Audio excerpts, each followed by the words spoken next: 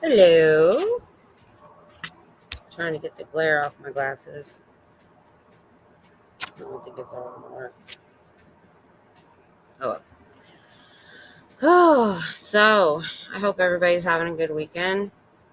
I'm a little tired too. I was up late last night, so I understand that. I'll just give it a minute or two for notifications to go out. So, but yeah, with all of my issues, I've been on a lot of different meds. I understand, but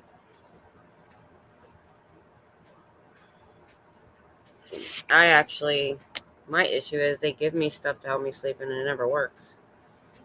I have insomnia really bad. If I get 3-4 hours straight sleep at night, I'm happy. I can deal with that. But so we had a live last night at 10. I expected to be on for an hour. It was over 2 hours. And I know like the East Coast, that's like 1 something in the morning. So I appreciated people hanging with me. It seemed like a good time. I had quite a few people. I may do that a lot. Saturday night late. So I'm a night owl. I'm like Tori. I can do a late stream. So I might do that. I'm going to be doing a members only stream. That was supposed to be a members only stream, but the subject, I wanted it to be open. So I'm going to put in the community tab 2 times. I'll have 2 member streams because I only have this month to get it done because everybody got the gift memberships. So I probably will do one at night, and I'll probably do one during the day. That way, everybody's that's on different schedules, we can do it. And we're just going to chat mostly. We can chat about things that normally I probably wouldn't say because I try to be as neutral as possible when I'm live, but get the point across. So, all right, well, it's been a couple of minutes. I'm just going to go over what we've read so far in case it's been a week. So, what we'd read about the reactive mind.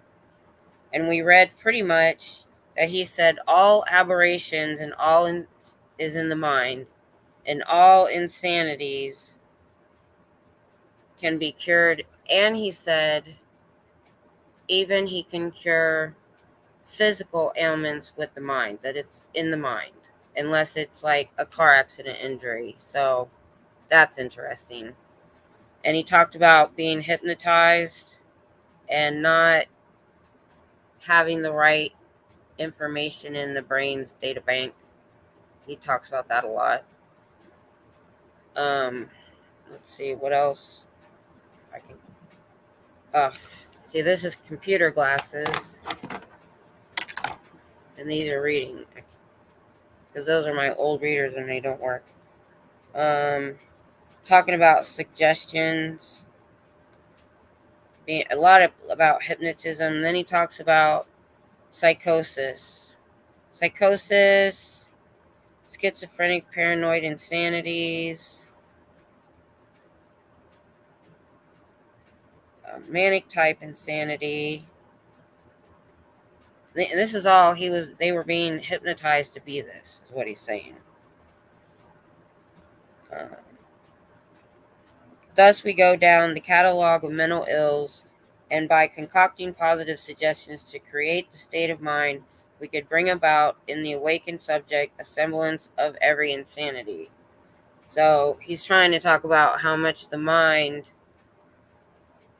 can be told to be insane. So I'm interested. I didn't get to read this prior. I just kind of flipped through the rest of it. And we're going to be talking about unconscious times. Unconsciousness of the non-hypnotic variety is a little more rugged. That's what we're going to be reading about now. So we're still in the reactive mind, the second part of the chapter. So let's move on. Oh, let me get something. As soon as I start talking, my mouth gets dry. I have meds that give me dry mouth. Oh, I hate it. And FYI, something I found out about, I only drink spring water now. I used to love Nestle water. And I watched a documentary on Nestle, which they've got some really bad things in their past. They started out with powdered baby formula. They put a sodium something, I don't remember, in their water. It's salt, so that you always feel thirsty. And I always thought that I would drink Nestle and always still be thirsty. I moved to spring water. I don't have the problem anymore. Marketing is what they're doing. They're adding in minerals, they said.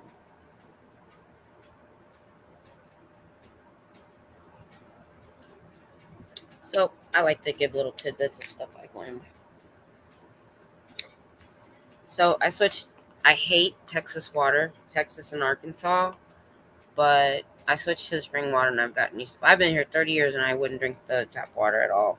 It's high in alkali, so it tastes like pool water, like chlorine. All right, here we go. Unconsciousness of the non-hypnotic variety is a little more rugged. It takes more than a few passes of the hand to cause unconsciousness of the insanity-producing variety. The shock of accidents, the anesthetics used for operations, the pain of injuries, and the deliriums of illness are the principal sources of what we call unconsciousness. The mechanism in our analog of the mind is very simple. It comes a destructive wave of physical pain or a pervading poison such as ether, and out go some of all the fuses of the analytical mind. When it goes out, so go what we know as the standard memory banks. So the mechanism of the mind, destructive wave of pain and poison, pervading poison. Ether. I said ether. It's ether. Oh, ether. Ether makes you unconscious. I missed that. And then go out some of the fuses in the mind. Now, here's the thing. He says the mind remembers everything, even when they're unconscious, I think. But, or he said that's a gap. But he said that there's a way to recall those. So, but the way he describes it as fuses going out, if the fuses are out, it doesn't work. How are you supposed to find what those memories from when you were unconscious? He's not explaining that quite very well to me. All right. The periods of unconsciousness are blanks in the standard memory banks. These missing periods make up what Dianetics calls the reactive mind bank. The times when the analytical mind is in full operation, plus the times when the reactive mind is in operation, are a continuous line of consecutive recording for the entire period of life. Yeah, he's saying,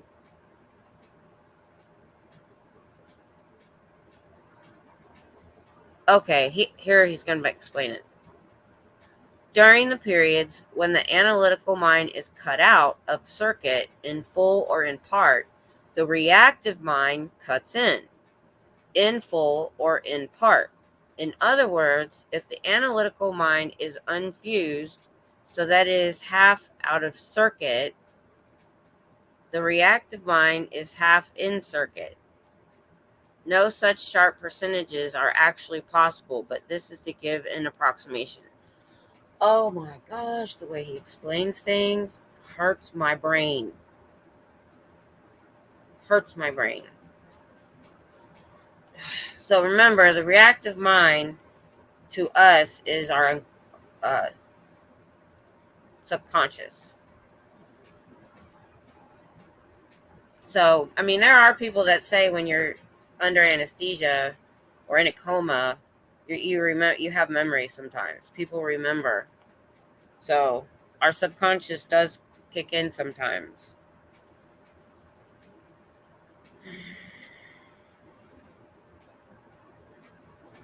The reactive bank does not store memories as we think of them. It stores engrams. Now we get into the engrams that everyone talks about. If you don't know, and I know he's going to talk about it, but just from what I've heard, so engrams are bad. It's like an injury or a trauma.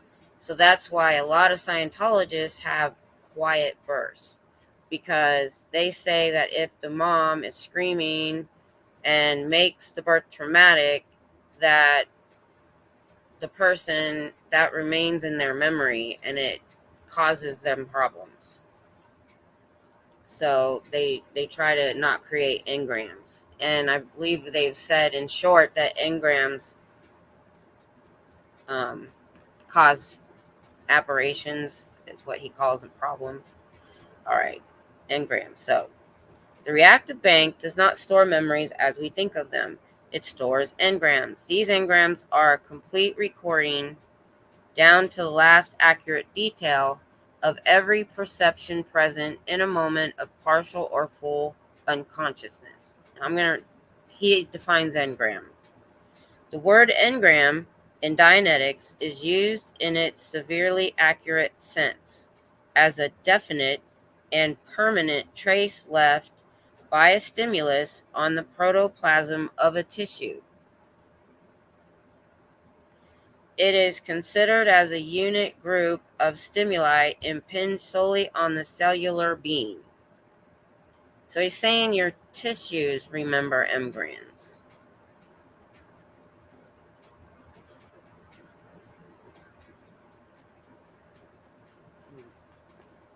I don't know what studies have shown on that, but I know, when the brain gets injured, you lose memories sometimes, or things that you need to know.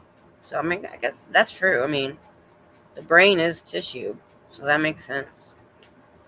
They are just as accurate as any other recording in the body, but they have their own force. They are like phonograph records or motion pictures. If these contain all perceptions of sight, sound, smell, taste, organic sensation, etc. The difference between an engram and a memory, however, is quite distinct. An engram can be permanently fused into any and all body circuits and behaves like an entity. That's new. Oh, and he's about to talk about the laboratory again. Like, for reals. In all laboratory tests on these engrams, they were found to possess inexhaustible sources of power to command the body.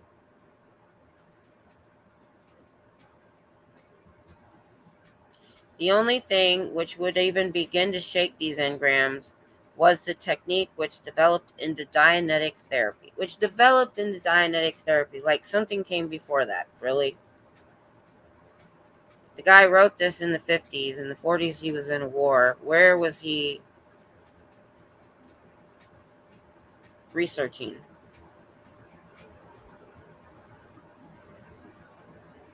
This is an example of an engram. A woman is knocked down by a blow. She is rendered unconscious. She is kicked and told she is a faker and that she is no good, that she is always changing her mind. A chair is overturned in the process. A faucet is running in the kitchen.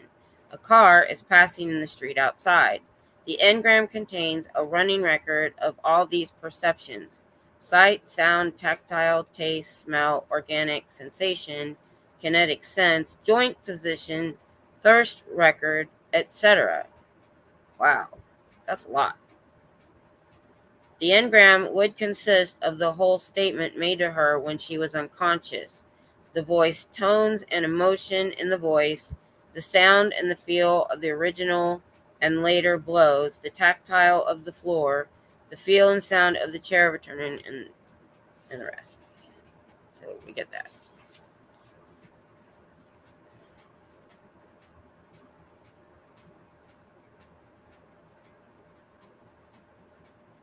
Okay. But there is something else here which is new, something which is not in the standard banks, except by context, pain and painful emotion.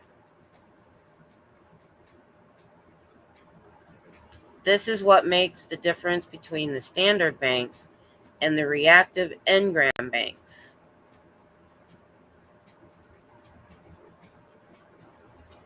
Physical pain and painful emotion are the difference between an engram, which is the cause of aberration, all aberration, and a memory.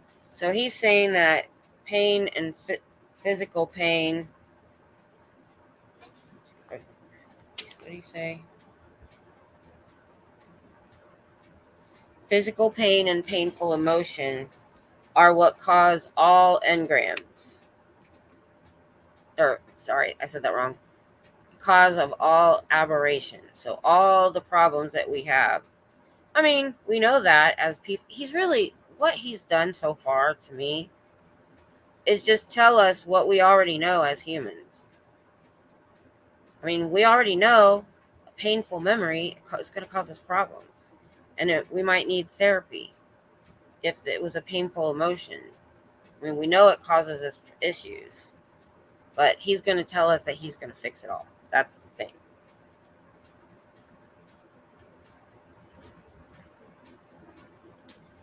All right, I took some medicine that gave me dry mouth. And I'm talking. Alrighty. I am skipping some things when he just goes on and on about it. An example. He has to explain it to you like you're 5 years old.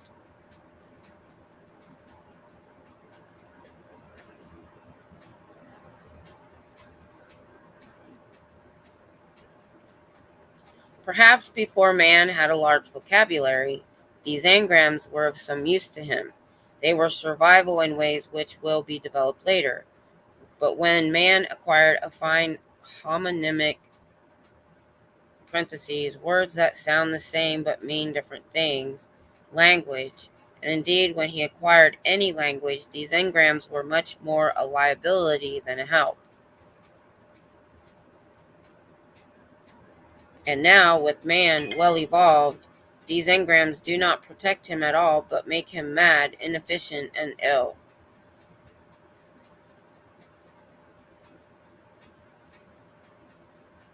Okay. I can see that. I mean, if you're a hunter-gatherer and you get attacked by a bobcat, later, maybe stay away from the bobcats.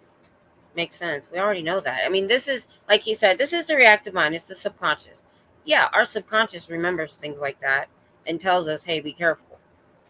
If you stick a fork in a plug, a light socket, and you get shocked, you don't do that again. That's the way I raise children. Not really. No, actually, I told him not to do it ahead of time. I have that anxiety that makes you think of all the bad things that might happen, and so I'm prepared for those things. My kids did not learn from me at all. All right, so I'm trying to skip part of this, but it's things we need to read. The proof of any assertion lies in its applicability. When these engrams are deleted from the reactive mind bank, rationality and efficiency are enormously heightened, health is greatly increased, and the individual computes rationally.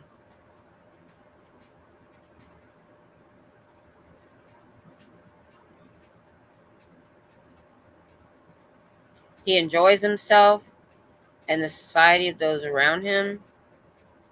He is destructive only when something actually threatens the sphere of his dynamics. These engrams, then, are entirely negative in value in this stage of man's development. The reactive mind was provided to secure survival.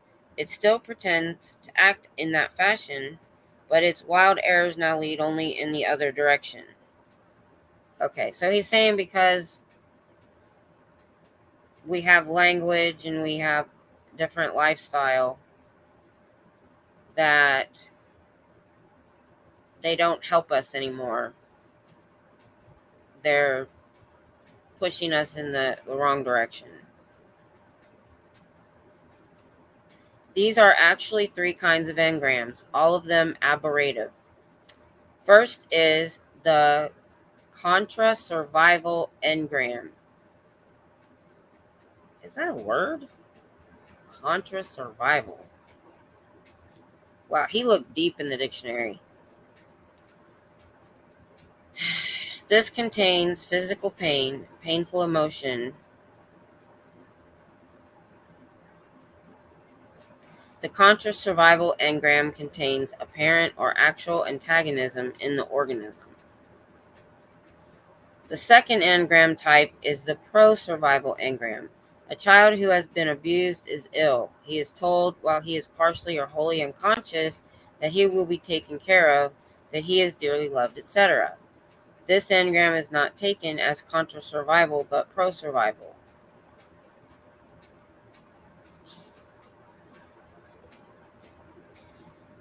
Hypnotism is as limited as it is because it does not contain as a factor physical pain and painful emotion, things which keep an engram out of sight and moored below the level of consciousness.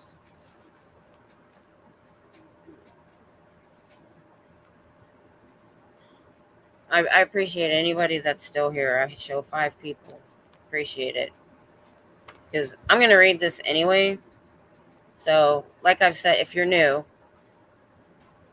the reason I'm doing this is I'm very curious as to how so many of the father or parents and grandparents of our second and third gens got into Scientology, and many of them came through this book, and they started reselling this book recently and pushing it.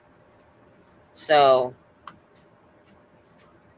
a modern person today, I don't believe would be taken in by this book, because it was written in the 50s. It was changed somewhat in 2007 by David Miscavige, but I don't think he changed like major parts. I'm going to find out. I might just order a new book and compare.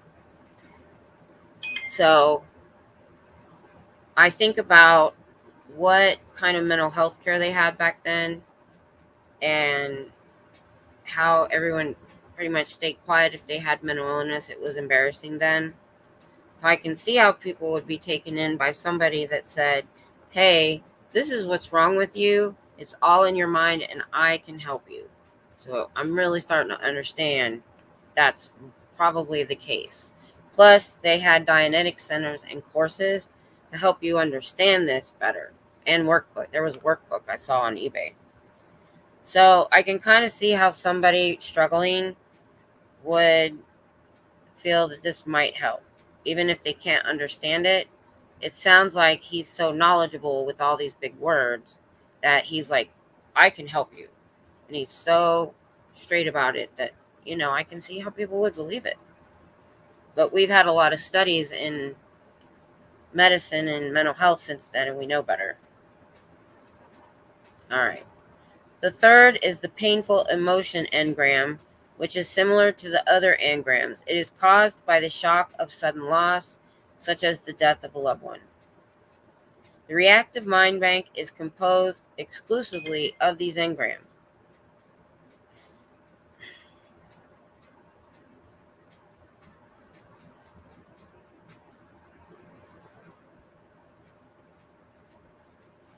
If the analytical mind did a computation on apples and worms, it could be stated probably as follows: some apples have worms in them and others don't. The reactive mind, however, doing a computation on apples and worms, as contained in its engram bank, would calculate as follows: apples are worms, are bites, are holes in apples, are holes in anything, are apples, and always are worms, are apples, are bites, etc.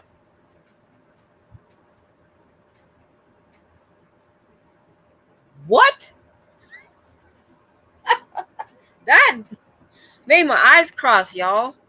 Made my eyes cross. Oh, Diana, great. Hi, Chad. Do you think LRH truly believed all of this? No, not when he wrote it. I think he was a fiction writer.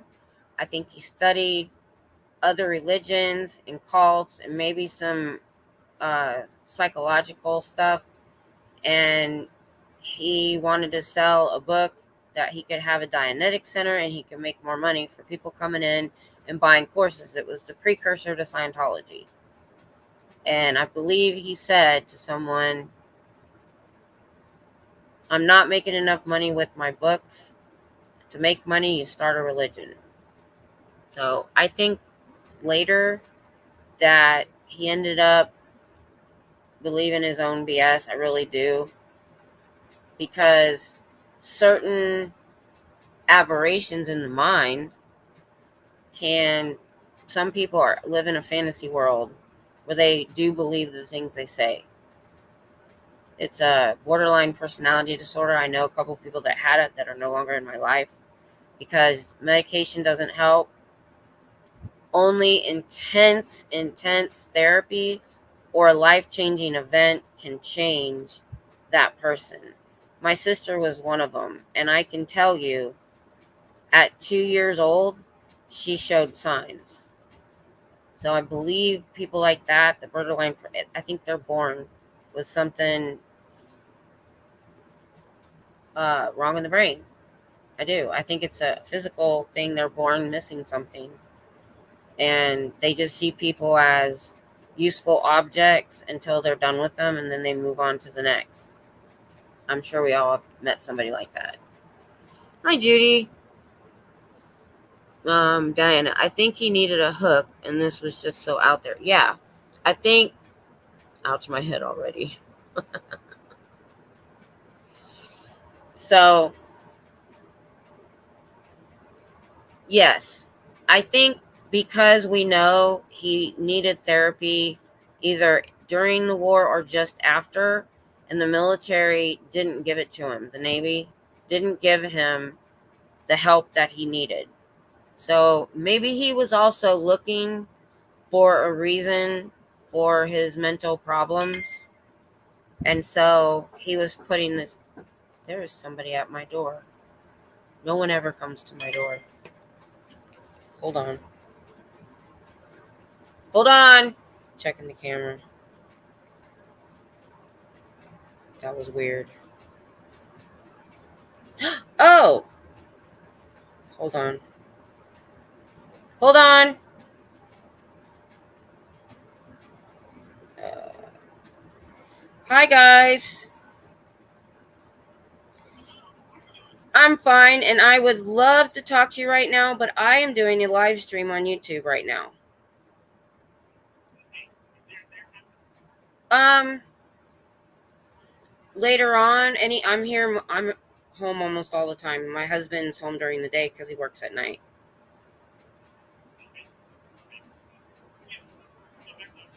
Okay. Thanks for stopping by. Okay, bye. All right. That was weird. All right. Sorry about that. No one ever knocks on my door. My son never comes over, and my daughter's away, and no one ever comes over. It's weird. Okay. Okay, Diana, that's okay. Talk amongst yourselves. Yeah. Oh, hi, Brian. I've been stalking Brian lately. We're in every chat. All right. Let me get back into this. So, anyway, what we were saying was, I think he was also looking for answers, and he may have found something that clicked with him that, oh, my problem is past trauma, and it can be fixed. I'll be fine. But he wasn't.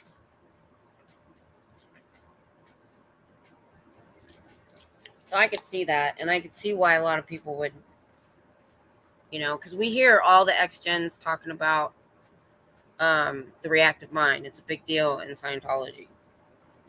Because anybody that has any mental health or trauma or whatever is gonna, want some help. Okay, let's get back to. I gotta read that paragraph again, by the way. Because I'm trying. I mean, I get that it ends with bites when he sees a worm so it's thinking the worst case scenario. Brian, after the war, he started taking a lot of speed, and that stuff can drive you bat crap crazy. Yeah, I do think even though he was like no drugs for everybody else, he obviously was do as I say, not as I do. So I do think, I mean, other than there was an emotional or mental illness that can make you write proficiently, like all the time. I think I said that wrong. But, he wrote so much all day long. I mean, that now people like that are taking meth and they think they're powerful and they want to fix things and do. I don't think they could write coherently, but it's similar. And my husband was telling me about meth because he deals with a lot of homeless at night, and he got attacked by somebody on a 3-day meth bender. So he looked into it, and the reason they don't want to come down is 2 reasons. You feel powerful and you don't want to lose that. 2, when you come down, you hurt. So whatever kind of speed that he was on was probably very similar. It's probably amphetamines, because amphetamines was given to soldiers. Soldiers took it in World War II. At least the German ones did, I know for a fact. He gave his soldiers amphetamines to keep them awake and going. Okay. All right, let's read that again. The reactive mind, however, doing a computation on apples and worms, as contained in its engram bank, would calculate as follows. Apples are worms, are bites, are holes in apples, are holes in anything, are apples, and always are worms, are apples, are bites, etc. etc. How much more can you get out of that? Obligatory PSA, don't do drugs. Yes. Yes. Yeah. I thank good God my kids have never gotten into that. I think they both tried it, but thank God because my husband has the gene. He's Appalachian Cherokee and Irish, and his brother was a drinker, and he was tested for the gene that makes you addicted to alcohol, and they have it. And my husband spent a year in the barracks, and all they do in the barracks is drink. He said, if I hadn't got married, I'd have been an alcoholic. So there is genetics that can, make you an addictive personality. I'm the opposite. I'll go through a phase and like something, then I'm done. I am the opposite of it, and I don't like alcohol. I do drink beer on occasion. I don't like alcohol. I've never smoked. I'm addicted to cold brew right now, but that's about it. Okay, moving on. The analytical mind's computations might embrace the most staggering summations of calculus, the shifty turns of symbolic logic, the computations requisite to bridge building or dressmaking.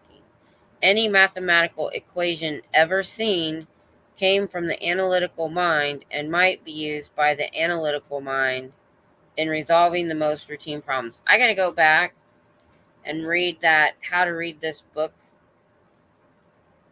paragraph at the beginning.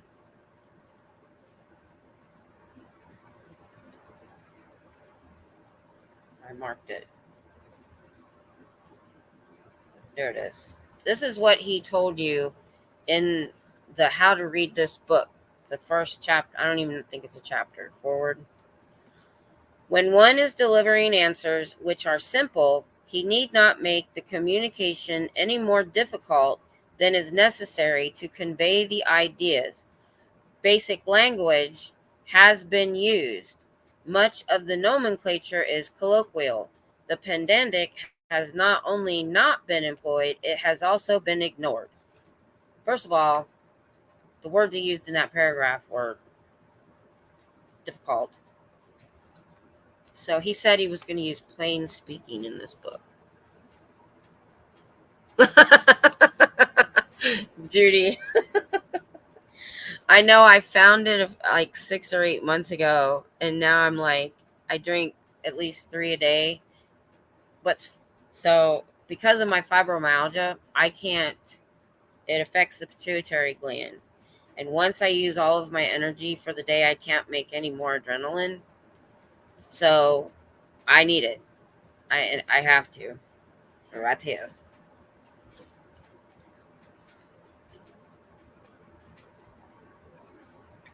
There's so many symptoms to fibromyalgia, it's ridiculous.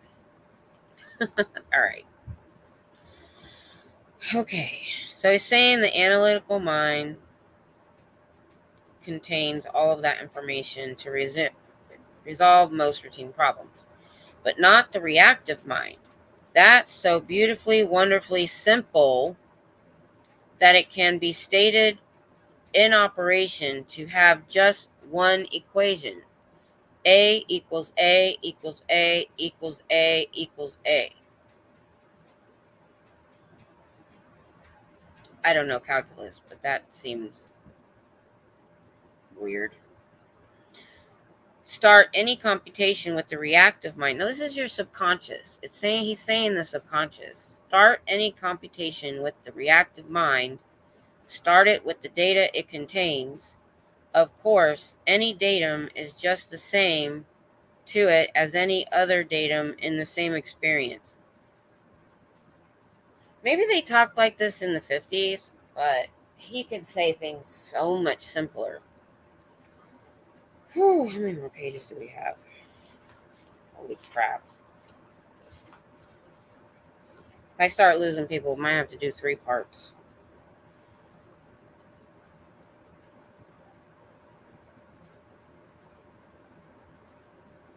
The reactive mind computation about this engram as an engram would be the pain of the kick. He's talking about the woman before that got kicked unconscious. So the pain of the kick equals the pain of the blow equals the overturning chair equals the passing car equals the faucet equals the fact that she is a faker. This is all the things that happened while she was unconscious or told. Equals the fact that she is no, I'm not going to keep going. Every single perception in this engram equals every other perception in this engram. What? That's crazy. Precisely. Why does it have to be equal? It's just there. I mean, he's taking a memory or an experience and pulling it apart in the minutest detail that is really not necessary. Let us further examine our post-hypnotic positive suggestion of the touch tie and the removal coat. This was in the first part of the chapter where the guy was hypnotized and he was suggested to do a certain thing if the guy touched his tie. Okay. Let us further examine our post-hypnotic positive suggestion of the touch tie and the removed coat. In this, we have the visible factors of how the reactive mind operates. The post-hypnotic suggestion needs only an emotional charge and physical pain to make it a dangerous engram. Now we know that the operator had only to touch his tie to make the awakened subject remove his coat. The subject did not know what it was which caused him to remove his coat and found all manner of explanation for the action, none of which was the right one. The engram, the post-hypnotic suggestion in this case, was actually placed in the reactive mind bank. Reactive mind bank. It was data fused into the circuits of the body below the command level of the analytical mind and operated not only upon the body but also upon the analytical mind itself.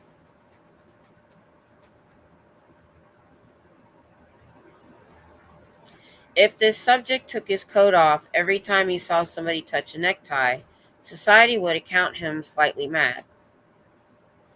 Let us now take an example of the reactive mind's processes in a lower echelon of life. A fish swims into the shallows where the water is brackish, yellow, and tastes of iron. He has just taken a mouthful of shrimp when a bigger fish rushes at him and knocks against his tail. The small fish manages to get away, but he has been physically hurt. Having negligible analytical powers, the small fish depends upon reaction for much of his choice of activity.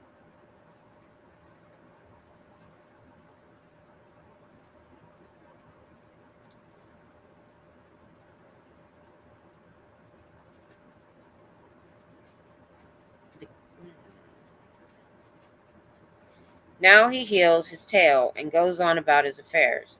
But one day he is attacked by a larger fish and gets his tail bumped. This time he is not seriously hurt, merely bumped, but something has happened. Something within him considers that, in his choice of action, he is now being careless. Here is a second injury in the same area. The computation on the fish reactive level was shallows equal brackish equals yellow equals iron taste equals pain, etc. We all know this. We all know when something bad happens. A smell can bring the memory back, or it's in our subconscious. We already know this as humans. He's, like I said, he's breaking down to the minutest detail we already know our subconscious does for us. The bump in the tail on the second occasion keyed in the engram. It demonstrated to the organism that something like the first accident could happen again. Therefore, beware.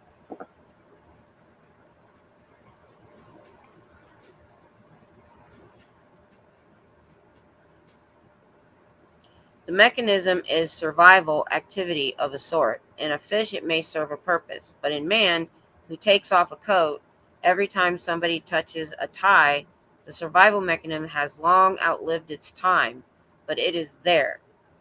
Let us further investigate our young man and the coat. The signal for the coat removal was very precise.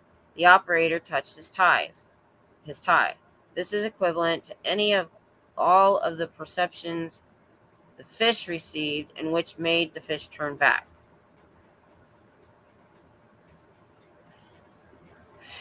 Okay, I have to read this one. In the case of the woman who was knocked out and kicked, any perception in the engram she received has some quality of restimulation. We've heard people talk about restimulation before. I don't remember who, but in my deep dive, I've heard them talk about restimulation. Running water from a faucet might not have affected her greatly, but water running from a faucet plus a passing car might have begun some slight reactivation of the engram, a vague discomfort in the areas where she was struck and kicked.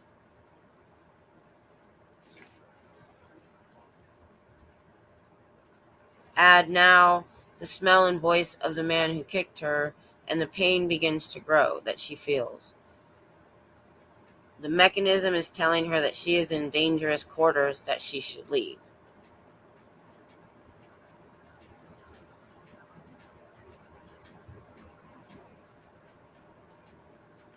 Okay.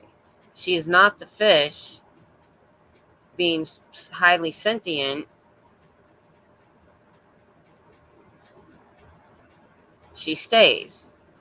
The pain in the areas where she was abused becomes a predisposition to illness, or are chronic illness in themselves minor, it is true, in the case of this one incident, but illness just the same.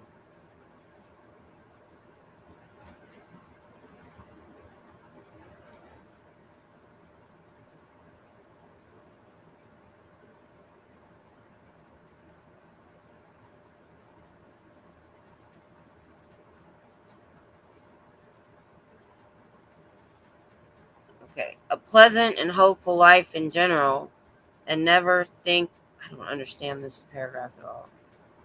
We intimate that the woman stays for food alone. He's comparing her to the fish that still wants shrimp.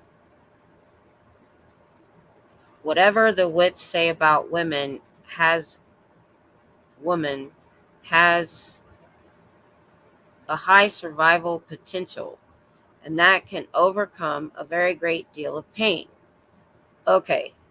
He's explaining that she doesn't leave the man who did it, even though it re-stimulated pain in her, but she's staying for other reasons because it is turned into illness.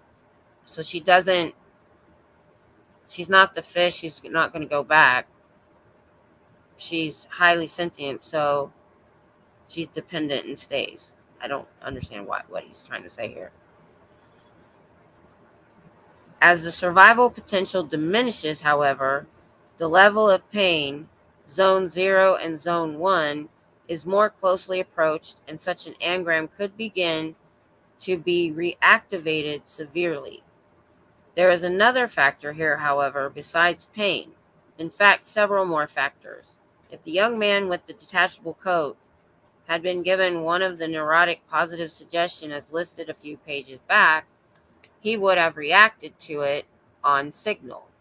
So he could have had schizophrenia or some psychosis added to the suggestion, I suppose.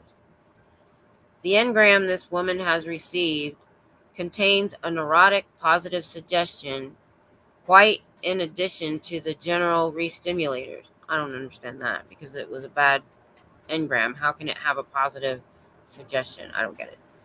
Such as the faucet and the car and the overturning chair. She has been told that she is a faker, that she is no good, and that she is always changing her mind. When the engram is restimulated in one of the great many ways possible, she has a feeling that she is no good, a faker, and she will change her mind.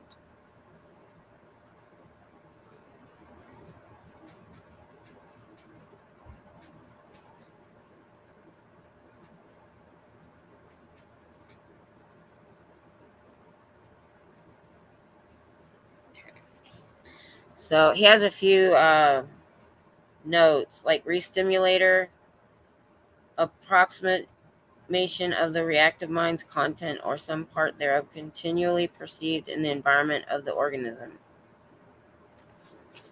He had to put the definition of dramatization.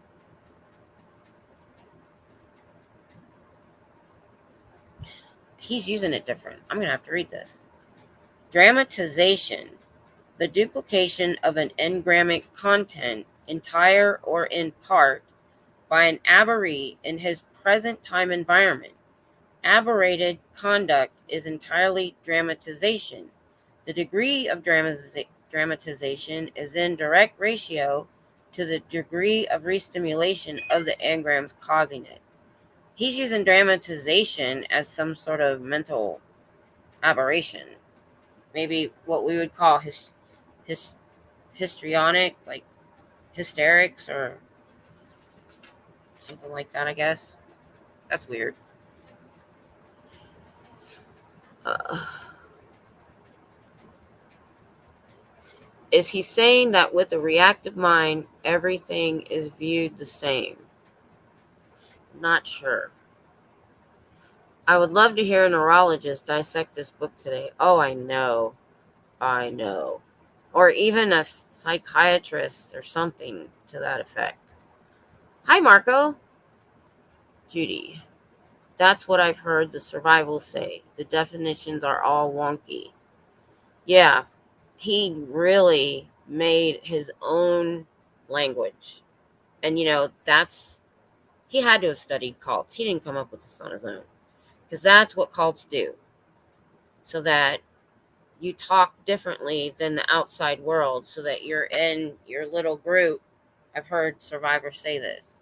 That, and people on cults.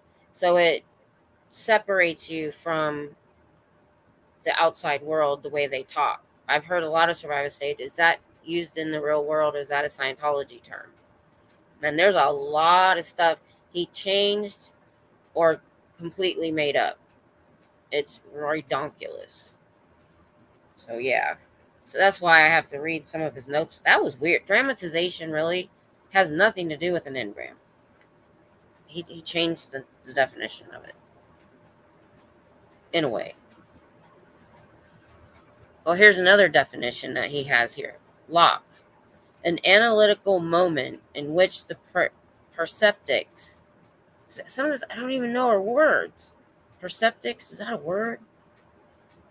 In which the perceptics of the engram are approximated, thus restimulating the engram or bringing it into action. The present time. Oh, we haven't read that yet. I changed pages. Sorry. We'll get to that in a second. I thought I was on the same page as dramatization. Okay. Sorry about that. All right. So now, all cases examined in all this research were checked. The patient's engrams against the engrams in the donor. The contents of the incidents were verified wherever possible and were found uniformly to agree. Why is he talking about the donor?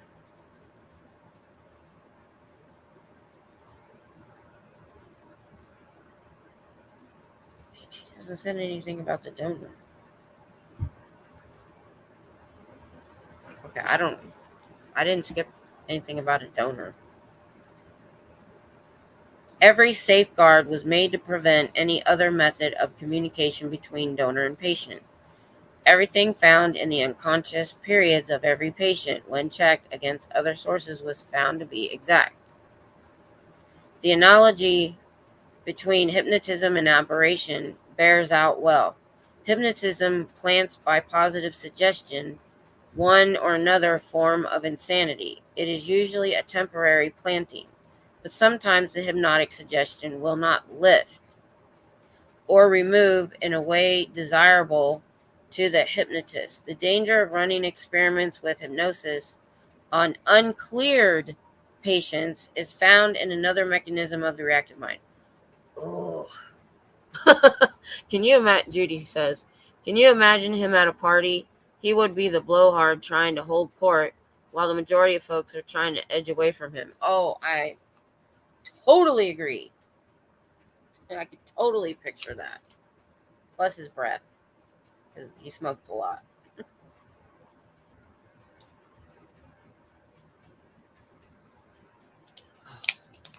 I have this stuff called biotin, if you've ever heard of it. If you get dry mouth, it's awesome. I just don't know where I put it. It's an enzyme. You just one spray and it coats your mouth and gets rid of your dry mouth. It's awesome. Okay. I'll have to dig that out. Okay. I mean, I don't understand that paragraph at all. But I mentioned, he says the danger of running experiments with hypnosis on uncleared patients makes me wonder if some of his training that they go through, I would love to talk to a survivor about this, because a lot of them haven't even read this book and they haven't done the OT levels. So they may not even know that he talked about hypnosis this much. I wonder if the way, because they do things over and over again for hours. And he had to look into hypnotism. He talks about it way too much about in this chapter and other times. I think that he did work hypnotism into his training. And so when you do something, I mean, we already know when you do something over and over and over and over again, it is in your brain. It is implanted on your brain.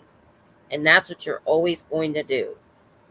And that's how he controls their mind. Makes a lot of sense. He gets them to do these, what do they call them? Drills.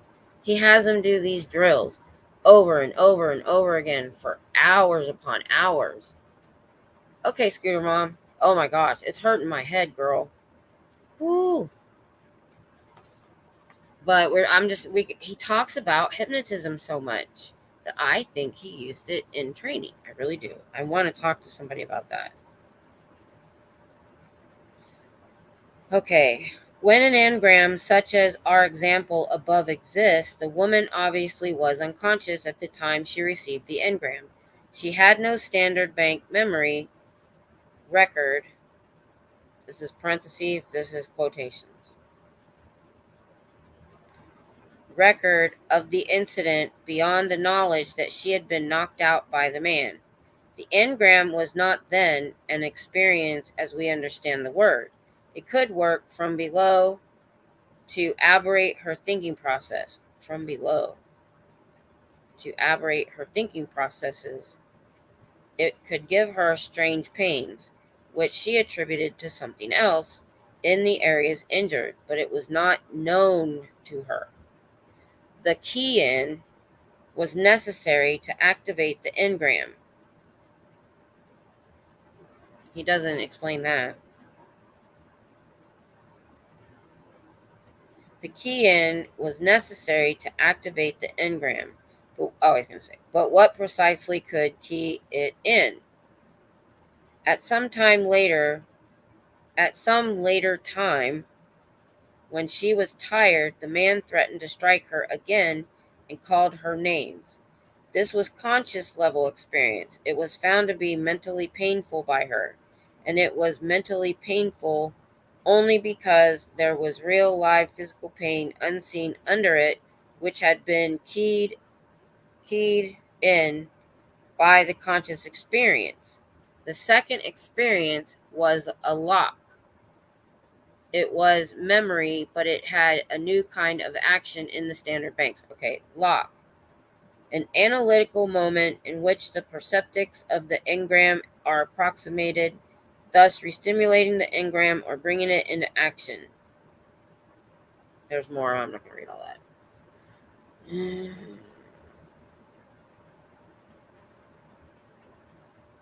It had too much power, and it gained that power from a past physical blow. The reactive mind is not too careful about its time clock. It can't tell 1 year from 90. In fact, when a key-in begins, the actual engram moved up under the standard bank. She thinks she is worried about what he said in the lock experience. She is actually worried about the engram in our subconscious. Judy, mass hypnosis at sales meetings, like for condos or multi-level marketing conferences, are a known thing now. Probably not back then, makes sense. But we know he studied this. He couldn't have made all this up in his own mind. He studied. He said he didn't actually do it, I think. He said he traveled to like monks in Tibet or something. I don't know. My 5-year-old brain can't remember the details. But he said that he traveled everywhere to study, and that's how he came up with this new psychotherapy. And that's what this was branded as. Let's see what the back says. Oh, I never read that. Let's read the back. Can you spell perceptics? The S is a C, but you're right. It's like it's like perception, but perceptics. Okay, Diana. Thanks for listening, though. I appreciate the watch hours. I'm really, really, really close to 4,000. I don't know if I'm going to make very much, but if it could cover my parking, I'd be happy. Plus, it'll make me feel like a real YouTuber. It's pretty cool. All right, where was I? Oh, the lock. Okay. It was a memory, but it had a new kind of action in the standard banks. It had too much power, and it gained that power from a past physical blow. The reactive mind is not too careful about its time clock. Oh, I already read that. Sorry about that. The actual engram moved up under the standard bank. Not sure what that means. I hope he explains it. She thinks she is worried about what he said in the lock experience. Oh, I read all that. Sorry about that, guys. She is actually worried about the engram. In this way, memories become painful. But pain doesn't store in the standard banks. There is no place for it in the bank for pain. I disagree. I remember pain in my standard memory bank. It's not in my subconscious. I remember pain from yesterday. So, I disagree completely. That doesn't make sense to me. What do y'all think? I remember pain. He's saying there is no room for pain in our standard memory banks, that it only stores in the reactive mind, which is our subconscious. I remember when I wrecked my motorcycle, every detail. My ankle hurt. I remember everything. So I disagree. Okay, so where were we? There was no place. Okay. There is a place for the concept of pain, and these concepts of what is painful are good enough to keep the sentient organism called man away from all the pain he believes is actually dangerous. I remember pain. He is wrong. My daughter just broke her wrist in a fall. I feel the pain in my wrist from my surgery still. Exactly. Do I really want to know what's going on in my head all the time? No joke. I mean, we do want... He's trying to clear the reactive mind, I guess. But... Okay. I'm going to give you an example. I did get therapy, and I don't remember my childhood from before we moved. My mom got divorced when I was 11, and we moved into an apartment. And I remember all of that. But before that, I don't remember anything because my mom, it wasn't physical, I don't think, but I was mentally abused by her. And so they said that I didn't remember it because it was bad. I don't remember anything with her. I do remember things with like my at my grandmother's house here and there, but I know there are people that remember when they were 4 or 5 years old, and I don't. And I know that people go to hypnotists or go through intense therapy to bring those memories out, and I'm like, I don't want to. Let it stay there. I don't need it. I know it was bad because I know what she was like in middle school and high school. So I really don't need them. So that's just me. So there are things that maybe store in your subconscious and you want to bring them out. But so he wants to bring it all out so you can go clear, I guess. Yeah, because when you say, what's that? I can never remember it. I've been mucking up my own reactive mind and I'm not going to do it anymore. And then you can say I'm clear. So that's what they're trying to get at, is get these engrams taken care of so they can go clear.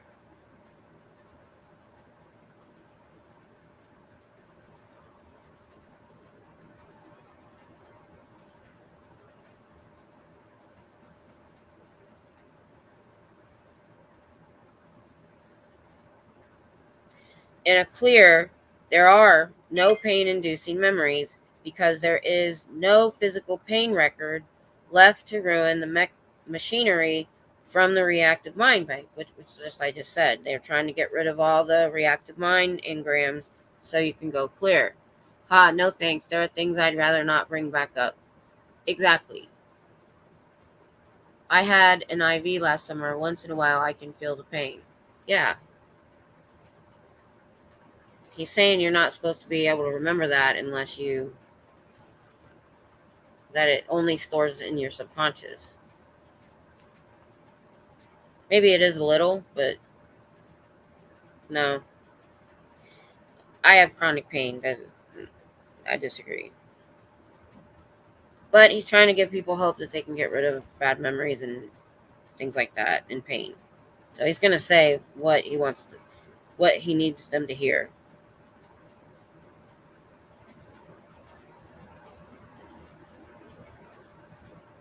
It is not very complicated to understand what these engrams do. They are simply moments of physical pain strong enough to throw part or all the analytical machinery out of circuit. They are antagonism to the survival of the organism or pretended sympathy to the organism's survival. That is the entire definition. Great. Okay. Judy, I know, right? I'd never be able to go clear. No way.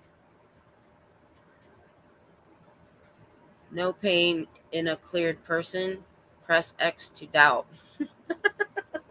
And X. Oh, I know, Judy. Yeah. There's no way.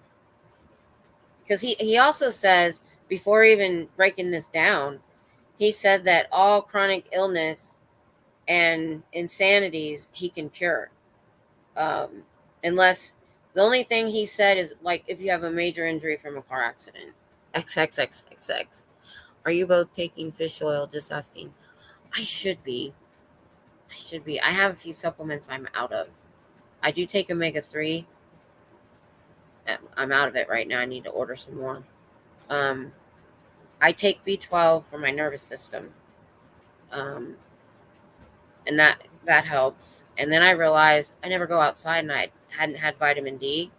So I started taking, there's quite a few things I take. And I take magnesium helps you sleep. So I take that at night. So, and I'm doing this stopping and talking thing on purpose and skipping some paragraphs so that they can't get me for copyright infringement. It's fair use. So if it's annoying, I'm sorry. But I can't read it just as is. All right, where were we? This is the entire definition. I'm going to read it again because this is important. It is not very complicated to understand what these engrams do. They are simply moments of physical pain strong enough to throw part or all the analytical machinery out of circuit. They are antagonism to the survival of the organism or pretended sympathy to the organism's survival. That is entire definition. I do understand that. Um, I'll touch on that in a second. The research doesn't back it yet for my rheumatoid, but I keep checking the studies, believe me. Okay, good to know, because my inflammation is similar to, I have joint and inflammation and all that. Yeah, I have a notebook, a big notebook where I've studied herbs and I've studied supplements and all that, and I have oils and all kinds of stuff. Oh, frankincense does work for pain. I get a 20% solution because it's cheaper. If you get higher, it's like $100. I pay like 10 or 20. And I rubbed it on my lower back a lot. You have to reapply often, but it does work. So anyway, back to the engrams.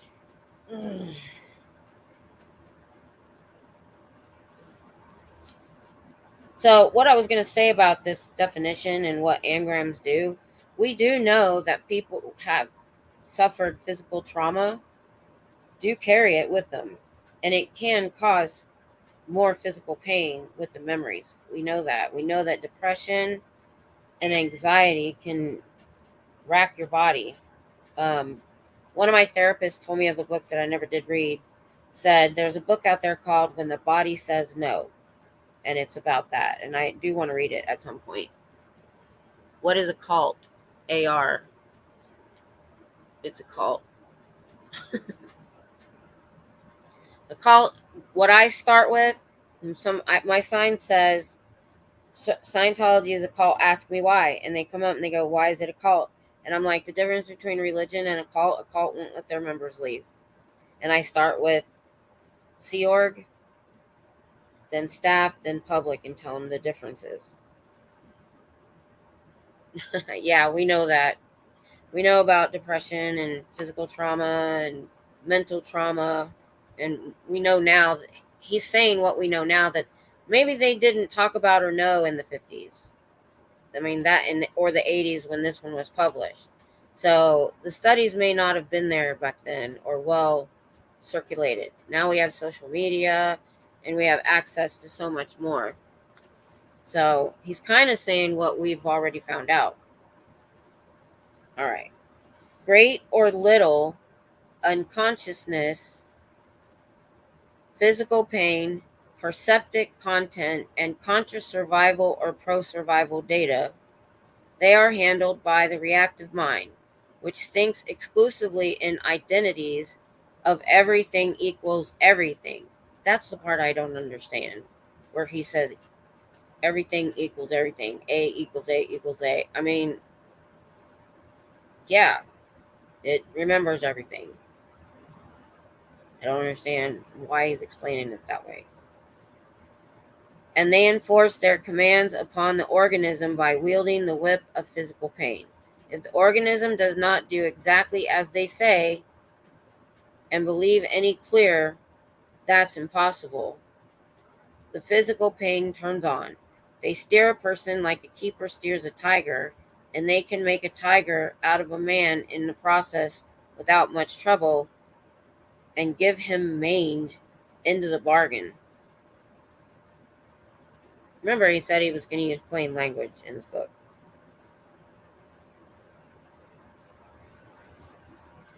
Can't wait for the jump from engrams to thetans. Wake me up when we get to the volcano. Is he even going to talk about the thetans in this? I wonder if the thetans come into... I mean, do they know about thetans before OT3? Well, we're on the last page. I'm going to finish it and then we'll discuss. If man had not invented language, or as will be demonstrated, if his languages were a little less homonymic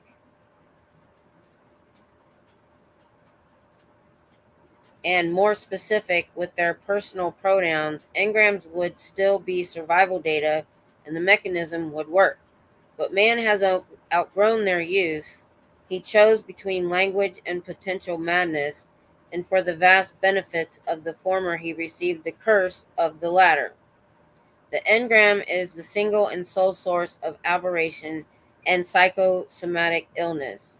An enormous quantity of data has been sifted.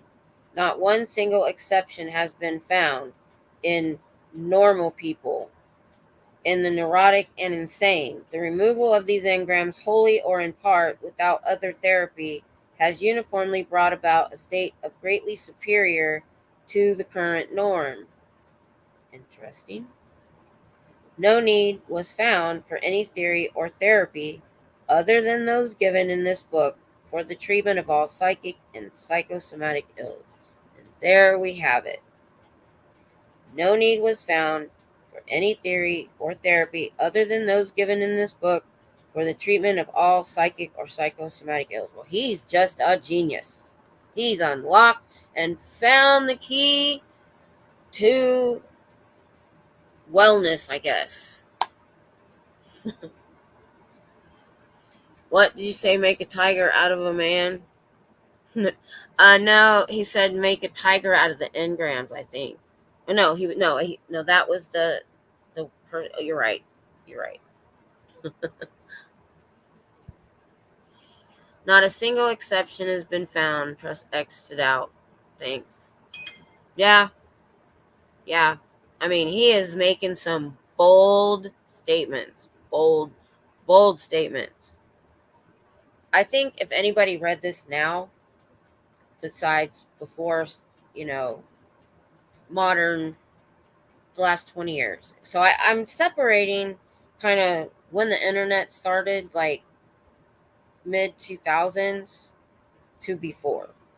Or starting in like 2000, mental illness became more acceptable and more treated, and people sought more help, I think, than they did maybe 50s, 60s, 70s, 80s. I know 80s I went to therapy once. It wasn't, it was just starting to be a thing for kids. We went once and they did it with my mom. I do remember that because it didn't do any good. It was stupid. I thought it was stupid. Why am I going to talk to her with my mom in the room? It was like family counseling. He be a modern gangsta. I know. Oh, you asked about iron earlier. I can't take iron. I've had low iron my whole life. I can't give blood, but I'm not anemic. I have been in the past. I took iron for 2 months and it didn't raise my iron at all. It just caused me other issues. So, I wanted to read the back of the book earlier. So that's what people see when they pick up the book. So there's your volcano. Hi, Alex. Can you clear your mind of negative feelings? How can you increase confidence in yourself? How does your mind influence your body? Why do people lose their self-respect? How can you be yourself and gain control of your life? Find the answers in Dianetics. Then it has L. Ron Hubbard. L. Ron Hubbard is one of the most acclaimed and widely read authors of all time. His works have sold over 90 million copies in 26 languages. His classic self-help book, Dianetics, has been a New York Times bestseller for the past 5 years. Buy this book, read it, use it. There's a medication they put me on before my surgery that causes your body to create more iron. Really? I will discuss that with my doctor. Thank God I lost myself there for a while. I know.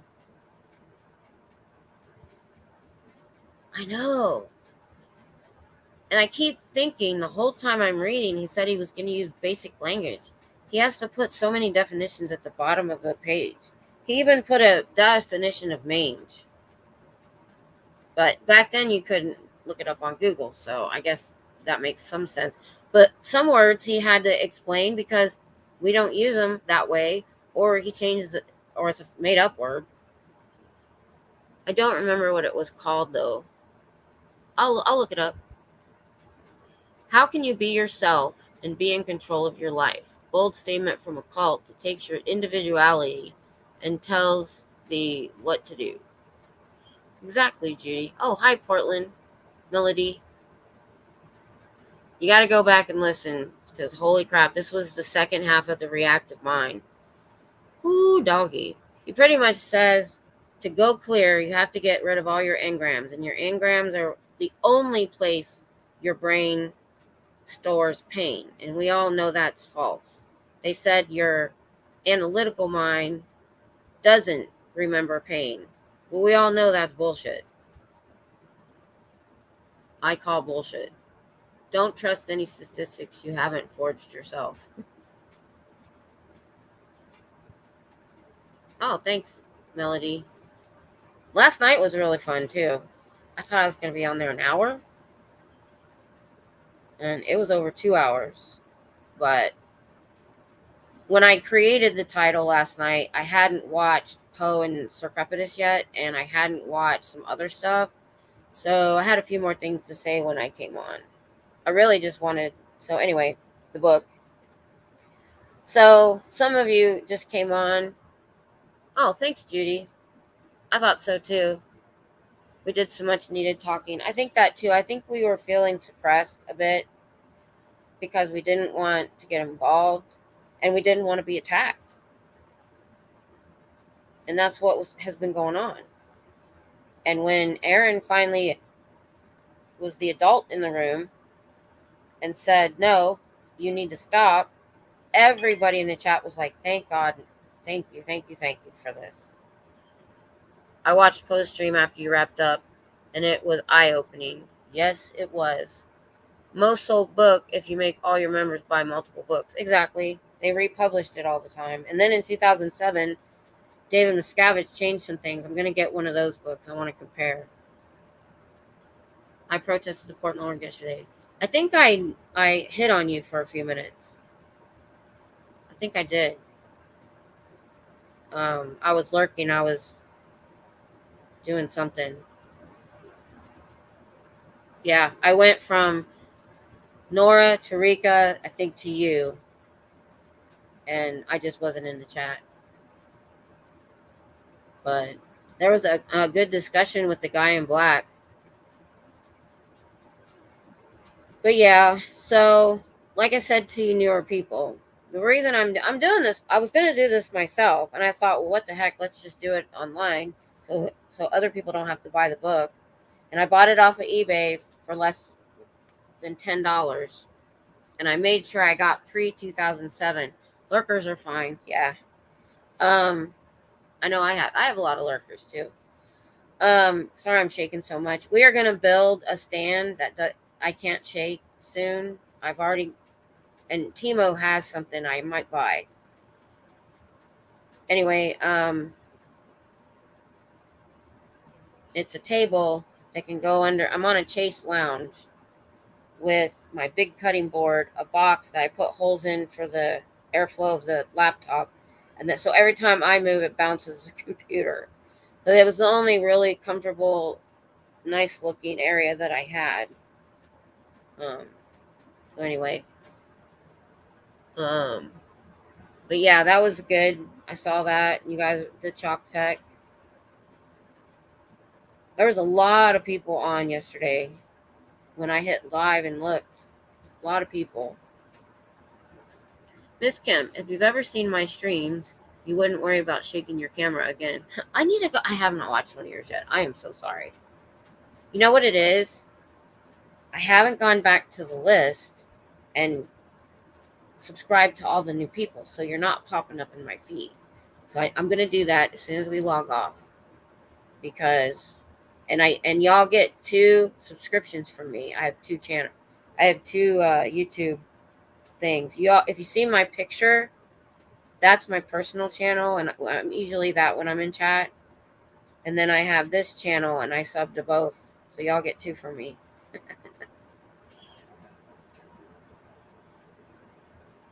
I will be in replay comments tonight. Love you all. See you soon. Okay, Melody. Fluffer Squirrel. Awesome. I know it's much later for you. Thank you. Yeah. I mean, it's interesting in a train wreck sort of way, reading this book. But my curiosity was killing me. I almost went up and bought one of their books from the table just to freak them out. They want $30. I'm like, no, I'm not paying $30 when I can get it on eBay for less than 10.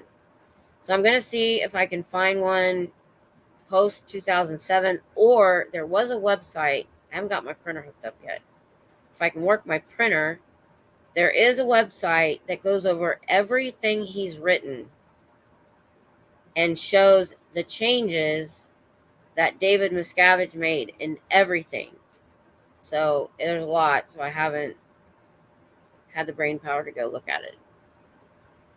But it does, I do understand now, how people were sucked in and how they stayed when they had Dianetics centers and they had courses and workbooks. There's a workbook.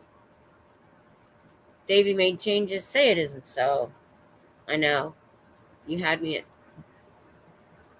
Dianetics.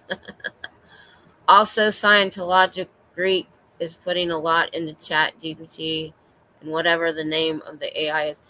I did that with this book. I took what was a small paragraph where, because he was, did you hear the part of how to read this book? He said he was going to use plain language, and then he took a paragraph and just mansplained it, or L. Ron Hubbard explained it to death. And I put it in Chat GPT. I said, make this paragraph simpler, and it turned into a sentence that was so understandable. It was amazing. If he would have wrote it like that, people would have been, oh my God, this is awesome. So I need to switch glasses so I can see you guys. There we go. So yeah, I went a little bit longer today, and I broke that chapter into 2. It was super, super long. So now the next chapter. Okay, now I'm reading the book. This is ridiculous. I got to get new glasses. Okay. So the next chapter 3, book 2, is the cell in the organism. The reason the engram so long remained hidden as the single source of aberration in psychosomatic ills is the wide and almost infinitely complex manifestations which can derive from simple engrams. Ooh, we're still going to be talking about engrams. That should be fun. How long is that chapter? 3, 4, 5, 6, 7, 8, 9, 10, 11, 12. Holy crap. Okay, this one's going to be broken up into 2. Holy crap. 95 to 113. So yeah, we're going to be breaking that chapter up into 2 also, because holy crap, we'd be here for 3 or 4 hours. I can't wait to hear the science behind that. I know, right? But AI isn't paid by the word. Oh, I got to go up. He lost me at apples and worms. I know, right? Totally. That's where I was lost. I'm like, don't get it. How can you take a pain in your subconscious and turn it into calculus? A plus equals A equals A. I didn't get that either. I assumed that he got into that habit. Fluffer that, and he just liked to hear himself talk. Exactly, he did. He did. He loved to write. He loved to write. He loved to do lectures. He loved to talk. And we talked earlier about there's a really good chance he was on amphetamines or speed because in World War II the German soldiers were given it, and I think I heard our soldiers were taken too. I mean, they were in foxholes in the middle of winter, freezing with no food. I can understand why they would, to keep themselves going. So, well, I'm gonna go now.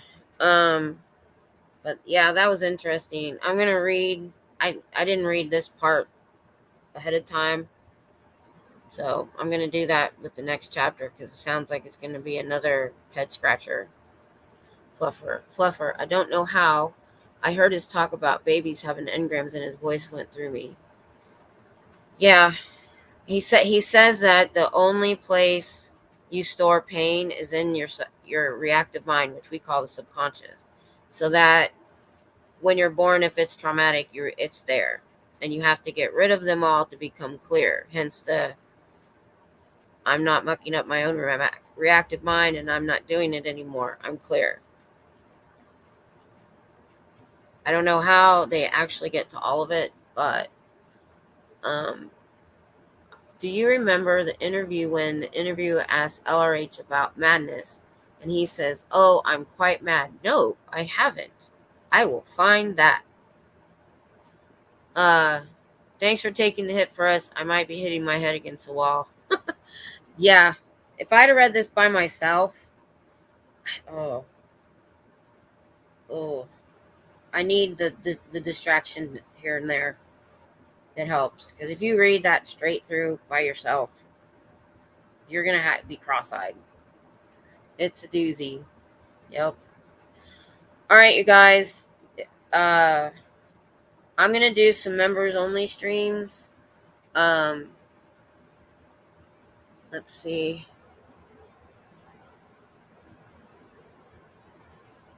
Before the month is out, because I know you got memberships that were gifts for the month.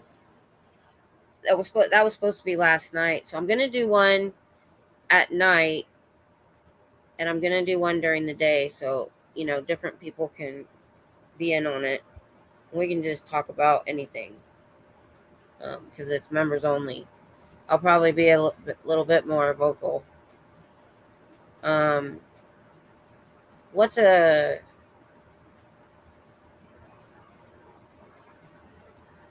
I'm trying to think what I think I'm gonna do Saturday night again at 10, just because there's so many people doing Saturdays and they're still out uh, protesting in California. So 10 seemed to work kind of okay. So I'm gonna do a members only stream Saturday night at 10, and then sometime this week during the day, I'm gonna do one.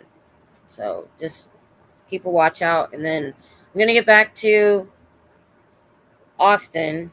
I think what I'm going to do is I'm going to go to Austin, and I'm only going to do like an hour.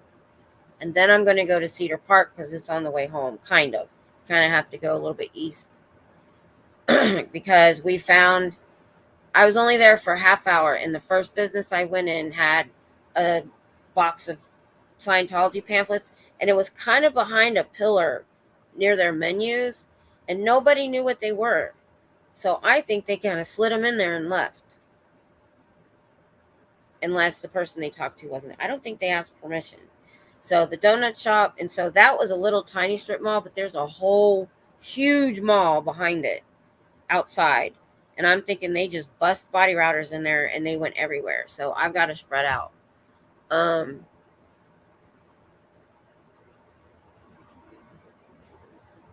I miss anything? How can you be yourself and be in control of your life? Bold statement from a cult that takes your individuality and tells them what to do. Oh, yeah, I read that. I already read that. Sorry, guys. Why did it go up like that? It's holy crap. Okay, there we go. I thought I had new comments. It had gone up. Okay. So anyway, I'm gonna do another. I don't know what was going on. I was on StreamYard and didn't know it looked that bad. My husband had me on his phone and it looked fine. And then when I go back and watch it, it looks horrible. The camera looks horrible. Same one I always use. So I think if I go back and it's going to suck and people will hate it, I'm going to have to go vertical so I can do it straight through YouTube. Somebody mentioned that they figured out how to go horizontal on YouTube. I don't know if he meant going through StreamYard or the other one that I have, Streamlabs. I'm going to have to find out how he did it, because going through StreamYard did not work. But there is a little tiny... What's cool is my husband, he didn't know he was supposed to stay outside. And my mic was supposed to be on, but he came in, and just so happened he's standing there pointing the camera right at the pamphlets the whole time I'm talking to the girl. I didn't see him. Aaron knows. Bye, Diana. Yep. All right. I'm going to go too, y'all. I'll see you this week. Bye.